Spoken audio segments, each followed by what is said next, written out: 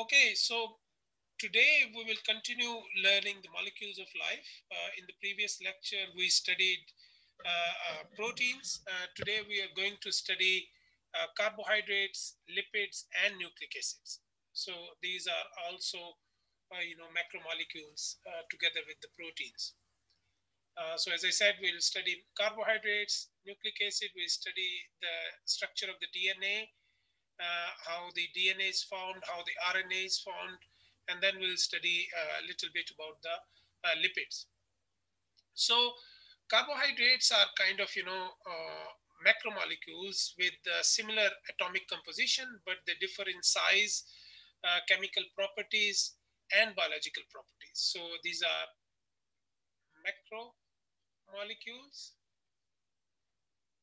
that have, similar atomic composition,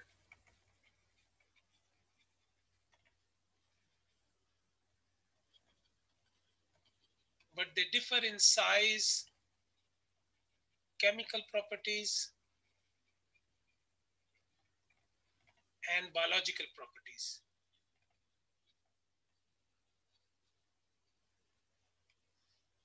Their general formula is CmH2n and ON, where M and N, they represent number.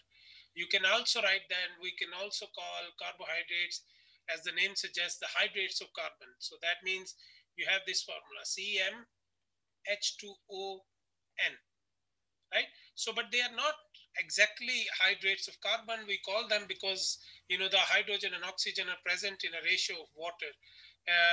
So the carbon in carbohydrates, it's bonded with hydrogen, it can be bonded with hydroxyl group. So, it can also be bonded just with the oxygen. So these are, carbohydrates. They play a very important role in different function. They can be source of stored energy. So we store, animals, they store energy in the form of glycogen, which is present in our cells. Similarly, plants store energy in the form of sucrose. So they are a source of stored energy, which we can release in a usable form. For example, we release our stored energy in a usable form, that is glucose, and we consume, our body consumes energy in the form of glucose, and it travels, the energy in our system actually travels in the form of glucose. So they are used to transport stored energy. For example, I just mentioned we store energy in the form of glycogen. So this glycogen can be broken down into glucose, and this can be transported across the body. Similarly, when we absorb, sugars from the food, they are transported to the cells in the form of, carbohydrates. Similarly, the skeleton the carbohydrates provide, the carbohydrates are synthesized as a result of photosynthesis in the plants, and we kind of, synthesize, use that basic carbohydrates to synthesize our own, macromolecules from that. So they serve as carbon skeletons that can be rearranged to form new molecules. So, your carbohydrates can be small, they can be, monomers, we call them monosaccharides, they can be disaccharides, they can be oligosaccharides, they can be, polysaccharides. Polysaccharide means, so their molecular weight can be less than 100, or their molecular weight can be in hundreds of thousands. So they can be from very small to very big. So we'll discuss कि कौन सी इसके अंदर types हैं. So we have monosaccharides, which means they have only one sugar. The examples are glucose, ribose, fructose. These are all monosaccharides. And then we have disaccharides, where two sugars make a bond, covalent bond with each other, and this covalent bond formation is the condensation reaction that we discussed for the macromolecules, right? You remember the peptide linkage or the peptide bond, that was a condensation reaction. Similarly, the monomers of carbohydrates, they form a condensation reaction to make what we call disaccharides. So the most common example of disaccharide is the sucrose. This is the common table sugar that we use, जो चीनी आप इस्तेमाल करते हैं, that actually is sucrose. So much plants also have sucrose which we consume. So this actually comes from the plants. So in this, sucrose is actually sucrose results from the covalent linkage between the glucose and fructose molecules, and we'll discuss that in few minutes. Then you have oligosaccharides. They are made up of three or more, usually less than 20 monosaccharides, and they also play very important roles. They can be added to the proteins, for example. They alter the functions of the proteins as well. They can play a role as a protective molecules on the surface of the cell. And then we have polysaccharides. So polysaccharides have a large number of molecules. So they are real macromolecules. As I said, their molecular weight can be in hundreds of thousands. So these are real big molecules. They are actually made from covalent linkages of many hundreds or thousands of monosaccharides. And the examples include starch, glycogen, cellulose. I already told you plants store their energy in the form of starch. Animals store in the form of glycogen. Similarly, cellulose is an important component. Actually, cellulose is the most abundant molecule because it's part of the plant cell wall. It plays very important role there. So uh, when we talk about simple monosaccharides, we often say, one of the most important monosaccharide that we use in our blood, glucose. We transport glucose across our body, and this is actually taken up by our cells. If it's not taken up properly by our cells, that actually leads to disease such as diabetes. So glucose is an important source of energy because cells can break down glucose in a series of reactions that release the energy stored in glucose. And as a result, you produce water and carbon dioxide. And this happens in your cytoplasm and in the mitochondria. And we'll come to that later on in the seventh lecture, I believe. Okay, so your glucose has a structure that looks like this. It can have a chain structure, or it can have so this is chain structure. So you have 6 carbons that are attached with hydroxyl groups and hydrogens. So carbon number 1, 2, 3, 4, 5, 6. Now there can be interaction between carbon number 1 and 5, and that can give rise to a ring form of glucose.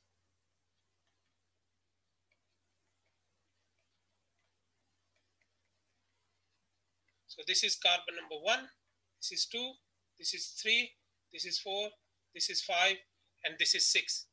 So, the structure, so this is alpha glucose, where the hydroxyl group actually is lower than the ring, on the lower side of the ring. So it depends on the orientation of the glucose molecule. If the hydroxyl group is above the ring, then it is beta glucose. So this is carbon number 1, 2, 3, 4, 5, and 6. So the hydroxyl group, orientation of the hydroxyl group determines whether it's alpha glucose or whether it's beta glucose. So, many monosaccharides have same chemical formula, but they have different orientation of these, atoms. So that makes them have different chemical and biological properties. So this is the simplest kind of carbohydrate, that's glyceraldehyde. So they have, this 3 carbon structure. One very important 5 carbon sugar is your ribose and deoxyribose. So these are present in our DNA and RNA. So these are 5-carbon sugars. So you see 1, 2, 3, 4, 5 carbons. And you see, okay, the only difference between these two is that in ribose, there's a hydroxyl group, and in the deoxyribose, the oxygen is removed and there's only hydrogen present. As I said, there are many hexoses. They have 6 carbons and they can be isomers. That means that they have a similar or same chemical formula, C6H12O6, but their structure is different, right? So this structural difference actually what gives them different kind of properties.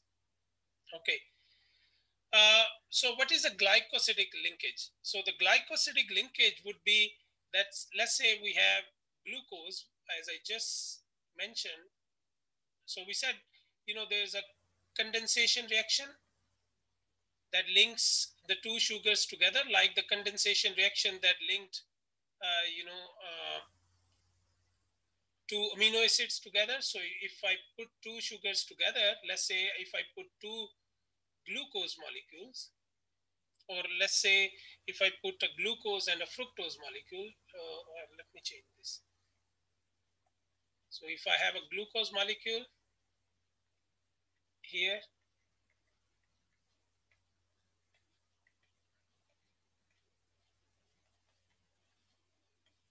and if I have a fructose molecule, because I want to give you an example of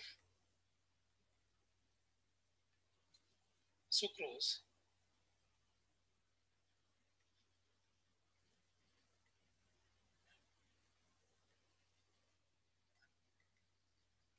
So this is carbon number 1, 2, 3, 4, 5, and 6. So this is fructose. So there will be a condensation reaction between these hydroxyl groups. So what will it do? It will produce a water molecule, H2O, and it will produce a molecule of, okay, I will slow down. So it will produce a molecule of,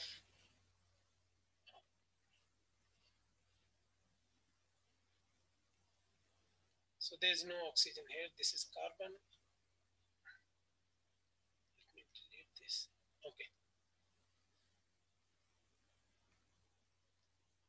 So this will produce this linkage between the carbon number 1 and carbon number 2 is, so this is, your CH2OH, and you have CH2OH there.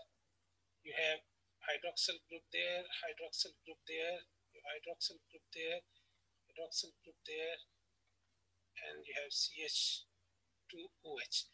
So this carbon number 1, 2, 3, 4, 5, 6 in the glucose, and then you have carbon number 1, 2, 3, 4, 5, and 6 in the fructose. So this linkage between the carbon number 1 and carbon number 2 is called alpha 1, 2 glycosidic linkage bond. Okay. So let's see it here as well. So disaccharides, oligosaccharides, and polysaccharides are all constructed from monosaccharides that are covalently bonded together by the condensation reactions that form the glycosidic linkages. So condensation reaction was where two molecules combine and water is released, and those two molecules are then linked together. So if we look here, this is what I was showing you. So if we have glucose, so glucose has this hydroxyl group on carbon number 1, and then you have this fructose that has a hydroxyl group on carbon number 2. So these hydroxyl groups, they actually combine. You have a formation of an alpha linkage, so between the carbon number 1 and carbon number 2 of the fructose, so it's called alpha 1, 2 glycosidic linkage. Okay. Similarly, a molecule of maltose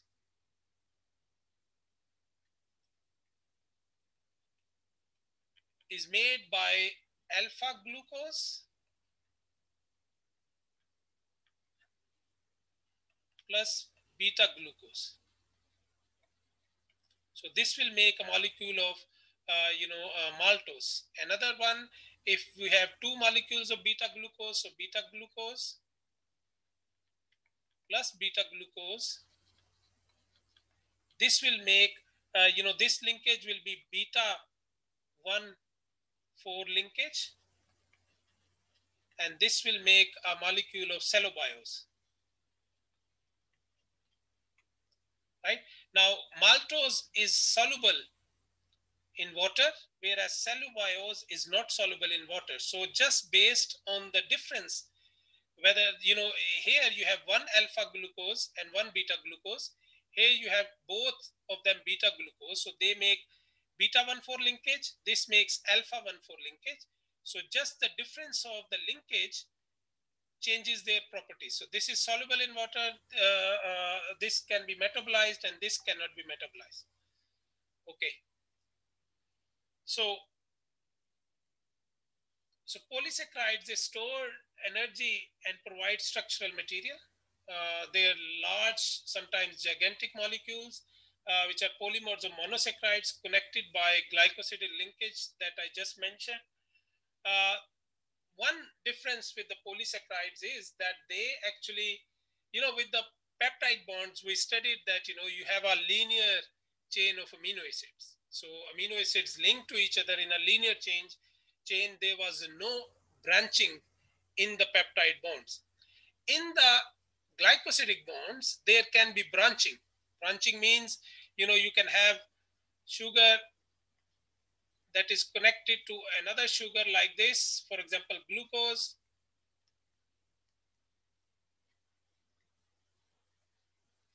Which is also connected to another molecule of glucose. And then you have this carbon here, carbon number 6. So CH2OH, CH2OH, CH2OH. And then this CH2 actually makes a linkage with the carbon number 1 of another glucose molecule. So if you look, so this is carbon number 1, this is carbon number 1, 2, 3, 4, 5, 6, 2, 3, 4, 5, 6, 1, 2, 3, 4, 5, 6. So you see 1, 2, 3, 4, 5, 6. So you can see two different types of bonds here. One is this bond between carbon number 1 and carbon number 4. So this is alpha 1, 4 linkage. This is alpha because this hydroxyl group on carbon number 1 was on the lower side of the ring, so it was alpha glucose. This glucose is also alpha, so this bond is between carbon number 1 and carbon number 6. So we call it alpha 1, 6 glycosidic bond. Okay, so alpha 1,4 is between carbon number 1 and carbon number 4, and alpha 1,6 is between carbon number 1 and carbon number 6. So, if we look at cellulose, so cellulose is actually made up of, beta glucose.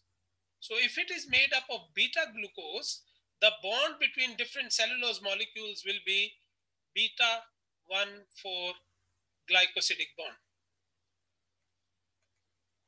Okay? So cellulose is usually linear chain, and different linear chains can interact with each other in kind of, hydrogen bond through hydrogen bonding. On the other hand, you have starch.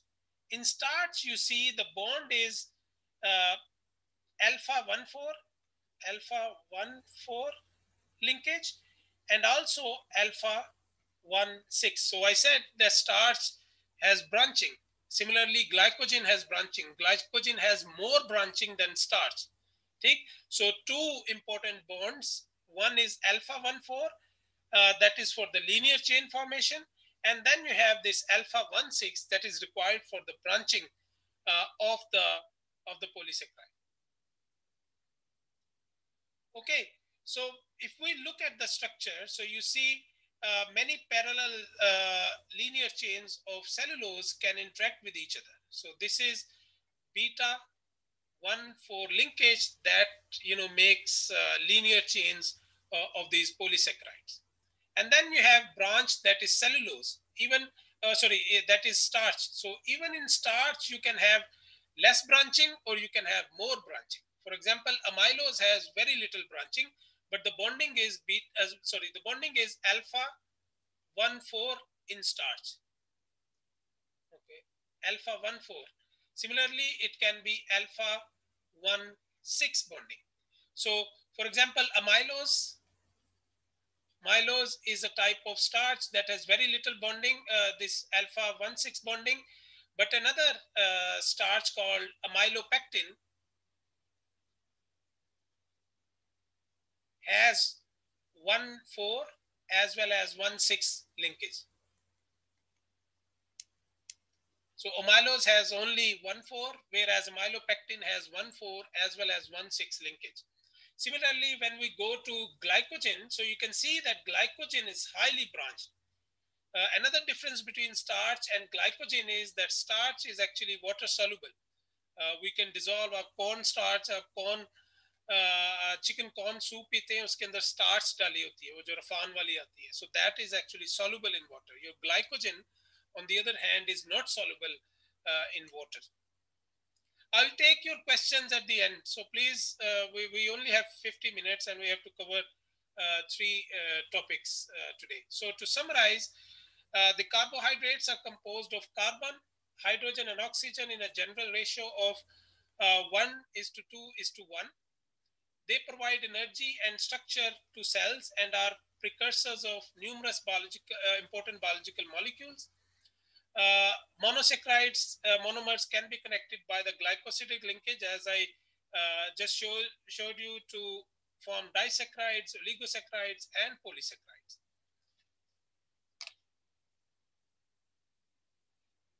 Okay, so the examples of monosaccharides is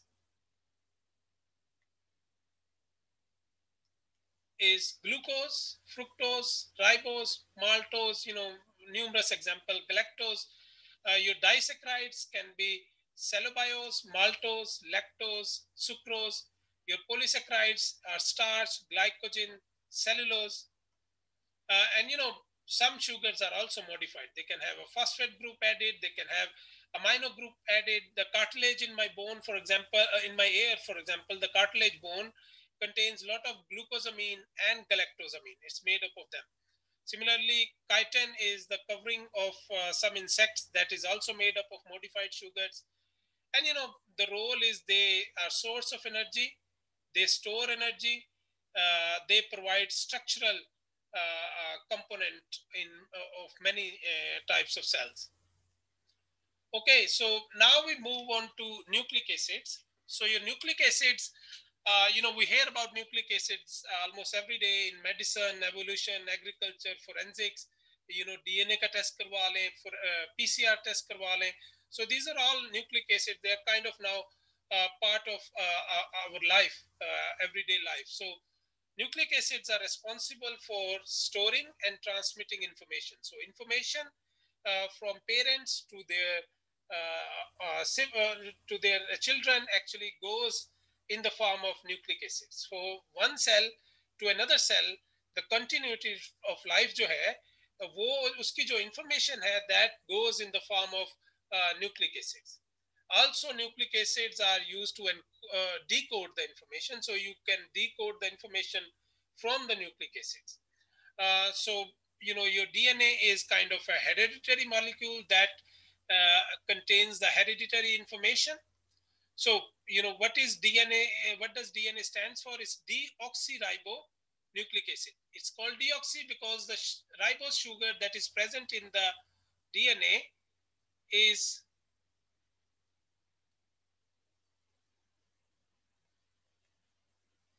1, 2, 3, 4, 5. So this 5-carbon sugar has hydrogen here instead of hydroxyl group. So that's why it's called deoxyribose sugar. Similarly, you have RNA, that is ribonucleic acid, that has the ribose sugar, both 5-carbon sugar. The basic unit of the nucleic acid is called nucleotide.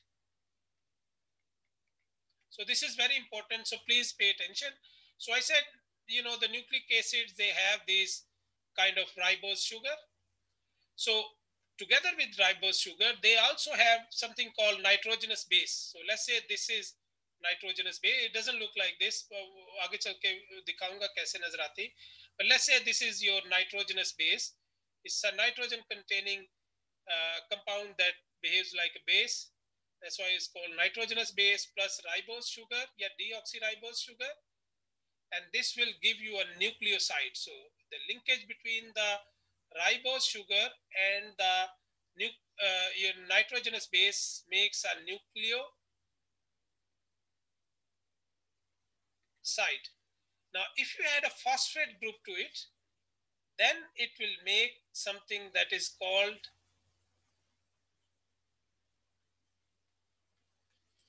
a nucleotide. So all the nucleic acids are made up of, are polymers of nucleotides. So remember we said your proteins are polymers of amino acids. Your carbohydrates are polymers of monosaccharides. Your nucleic acids are polymers of nucleotides. So there was a condensation reaction between the amino acids that made polypeptide. There was a condensation reaction between the your sugar monomers, monosaccharides that resulted in disaccharide or polysaccharides. Similarly, there's a condensation reaction between different nucleotides that results in nucleic acids. Okay? So nucleic acids are the basic unit of the, nucleotides are the basic units of nucleic acids. Okay? So the basic unit is nucleotide.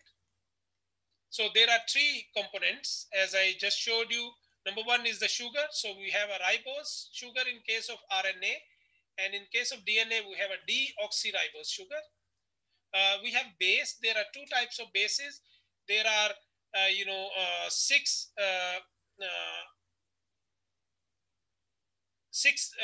member ring structure called pyrimidines, or there are fused rings called purines. So one looks like this.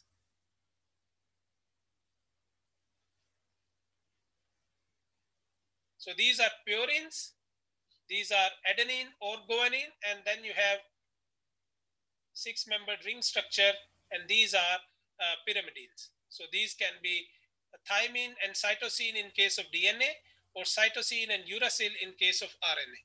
So DNA has adenine, guanine, cytosine, and thymine. RNA has adenine, guanine, cytosine, and uracil. So different nucleotides in case of RNA and DNA. And the third component obviously is the phosphate group. I just showed you, you have a sugar, a base, and a phosphate group. So this is the basic monomer that makes the macromolecules such as nucleic acids. Okay? So your nucleic acids are essentially polymers of nucleotides. So they are called polynucleotides. Okay? And they form your DNA, so which is a double helix. That means there are two strands of these polynucleotides, two strands of polynucleotides that are held together by hydrogen bonds, and they are twisted in the form of a helix. They are twisted in the form of helix. ये आगे चल के मैं आपको थोड़ी detail से बताता हूँ. ठीक? Also, there's a complementarity. That means between the two strands of DNA, A forms a bond with the T, G forms a bond with the C, C with the G, T with the A. So they form these hydrogen bonds with each other. So we'll talk about that later. Okay.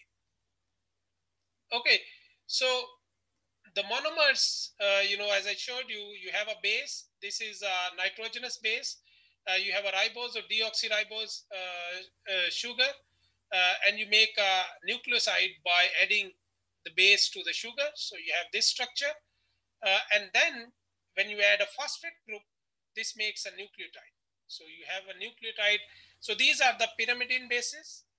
So pyrimidines, as I said, six-membered ring, cytosine, thymine, uracil, or these fused rings for adenine and guanine. So these four are present in DNA.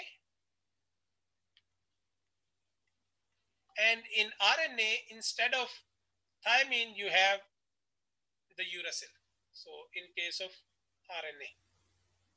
Okay, so how is the DNA? So, the composition is RNA has a ribose sugar. I'm repeating this so you know exactly what it is. So in DNA, you have the deoxyribose sugar, and then you have bases. In RNA, you have adenine, cytosine, guanine, and uracil. In DNA, you have adenine, cytosine, guanine, and thymine. The RNA is single-stranded structure, and DNA is double-stranded structure. Okay, so how does your RNA or so how do your nucleotides make actually the bond? So let's see. I said you have a you have a ribose sugar.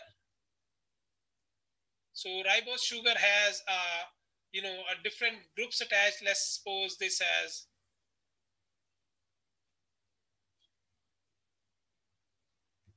this pyrimidine attached. And then if this is the case of DNA, then this has deoxyribose. There's a hydroxyl group there. There's CH2 there. There's oxygen, phosphate. And then if you add another, base here. So this is the sugar. You have, let's suppose you have a purine here.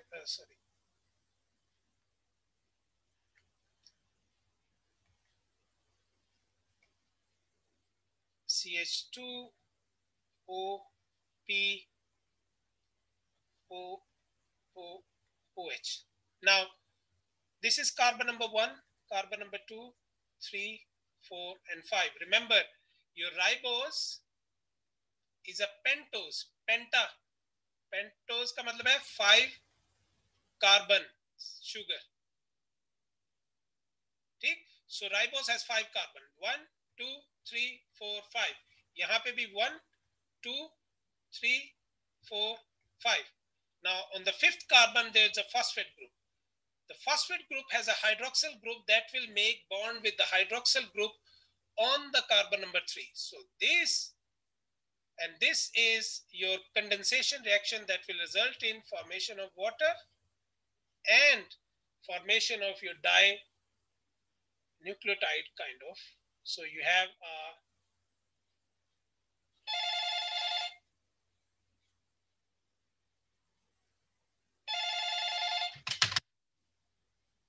and then you have CH2, you have oxygen, phosphate, and then you have oxygen, phosphate, CH2,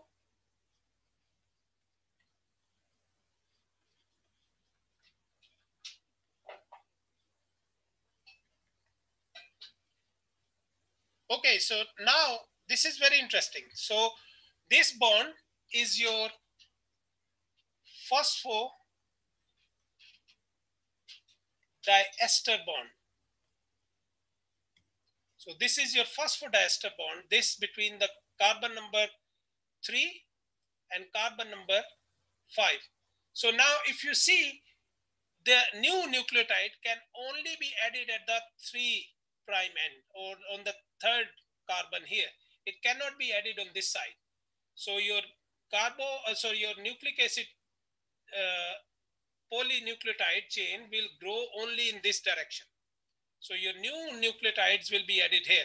So if you look here, you have a 5' end that is free here. So let's suppose you have many nucleotide. Let me show you here in this. So 1, 2, 3, right? And then you have 1, 2,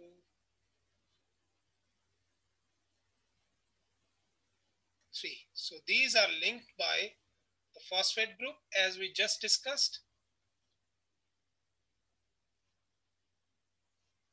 And they have bases. So we said they have either short base or a long base. So these also have bases that can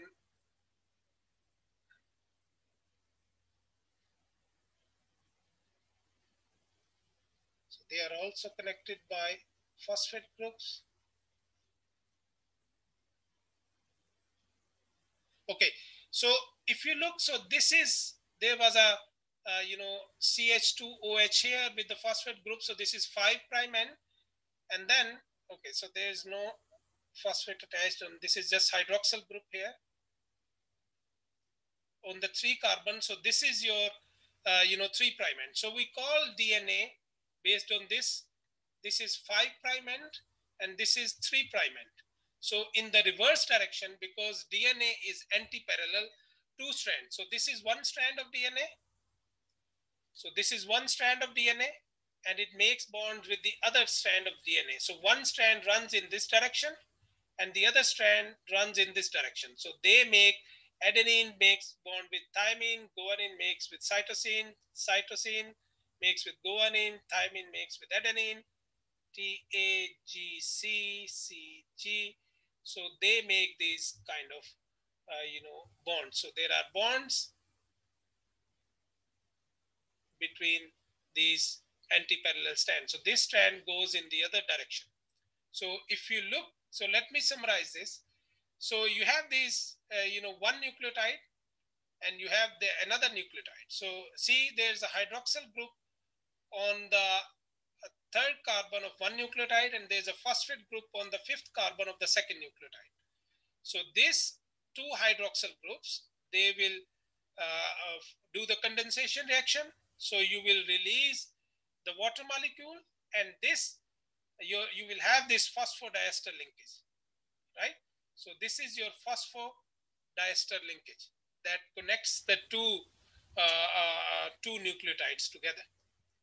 So what you will have is the thymine can make 2 hydrogen bonds with the adenine and guanine can make 3 hydrogen bonds with the cytosine. So this means that, in DNA, the number of adenines is always equal to number of thymines and number of cytosines is always equal to number of guanines.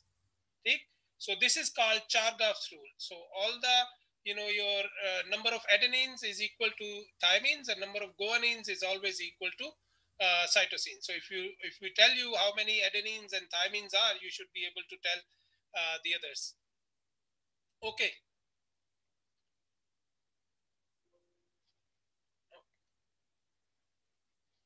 Okay, so this is, let me see if I'm missing something here. Okay, so the whole kind of, the DNA present in, for example, an organism is called genome.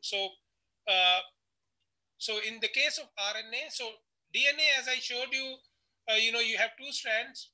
One goes in one direction and the other one goes in the other direction. So is 5' to 3' and is 5' to 3' and they kind of make, bonding with each other. And then this kind of ladder-like helix, this ladder-like structure or double-stranded structure, then twists around it. So it kind of, forms a helix. So this helix is called, that's why the DNA is called double helix.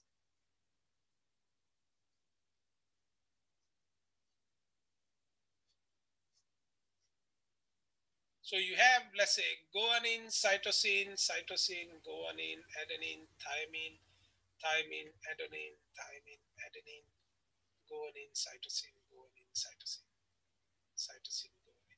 So you see, you have this complementary strand. So, you know, this means, this is very important because this means that, you know, in a DNA, for example, this has implications for the, you know, the replication of the DNA or passing of the hereditary material. For example, if you have a sequence called, let's say A, G, C, T, A, C, G.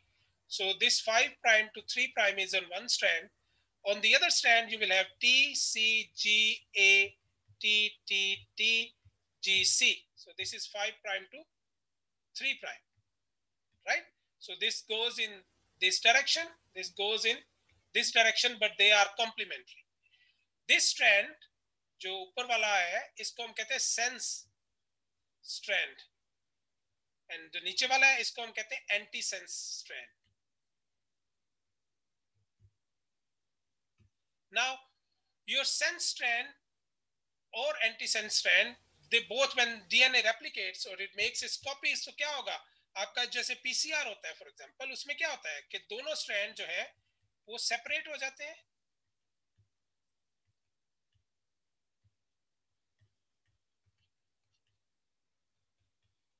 and then they serve as a template. So template serve करते हैं, that means कि now a new strand can be synthesized using this as a copy. और यहाँ पे भी आपके पास G, C, A, T, C, G, A. So अब क्या है कि आपके पास दो DNA के strands बन गए, दो DNA की copies बन गई, एक copy ये बन गई, एक copy ये बन गई. This sort of replication is called semi conservative replication. Semi conservative का क्या मतलब है कि एक स्ट्रैंड वही है जो पुराना है और एक आपका नया स्ट्रैंड है. सो इस तरह से आप एक डीएनए से दो कॉपीज डीएनए की बना रहे हैं, ठीक है, and these copies are exactly identical. So this is how the hereditary information is passed from one cell to another when the DNA is replicated. So exact copies of the DNA are made. So the structure of DNA allows for that. The double-stranded structure of DNA allows for that. Okay, so in case of RNA is mostly single-stranded. You know, they have uracil instead of thymine, and they contain ribose sugar.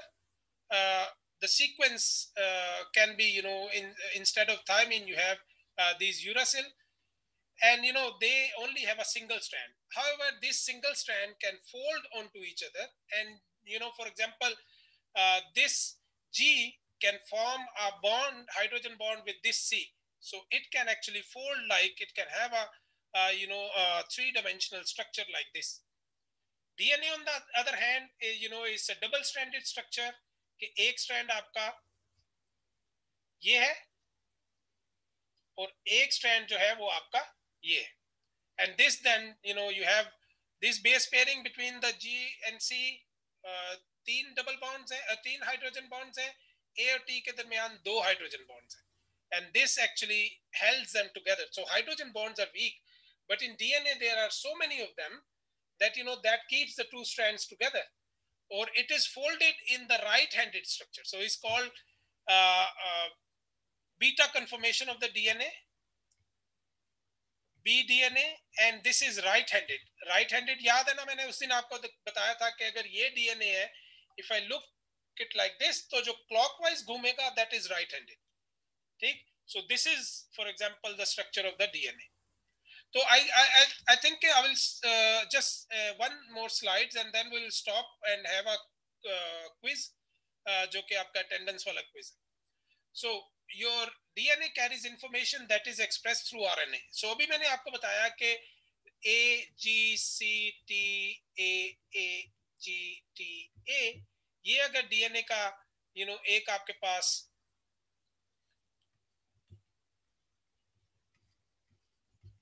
5' to 3' है, ये 3 and 5. So if this is sense strand, this is anti sense strand. तो मैंने बताया जब DNA replication होगी तो फिर ये दोनों सेंस स्ट्रैंड भी और एंटी सेंस स्ट्रैंड भी एज अ टेम्पलेट यूज होगा। हाउएवर जब आपका डीएनए से आरएनए बनेगा तो फिर क्या होता है कि योर एक्चुअली जो एंटी सेंस स्ट्रैंड है that serves as a template. So this serves as a template for the synthesis of the RNA। तो आपका इससे क्या बनेगा RNA। RNA कैसे बनेगा, यहाँ पे A आ जाएगा, यहाँ पे U, यहाँ पे आपका G, U, U, sorry A,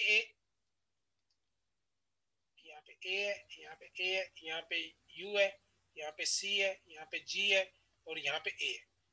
So 5 prime to 3 prime। So this sequence is exactly as the sense strand, लेकिन this is RNA, right? So this is how your information, so the process of replication is when DNA makes its own copies। So replication क्या है कि copies बन रही हैं DNA की, ठीक? And then the process of transcription is when DNA is used to make RNA, and then from RNA you make protein। So this is called translation। So transcription is DNA to RNA and translation is RNA to polypeptide, ठीक? So you see the information coded in the DNA can be translated into proteins।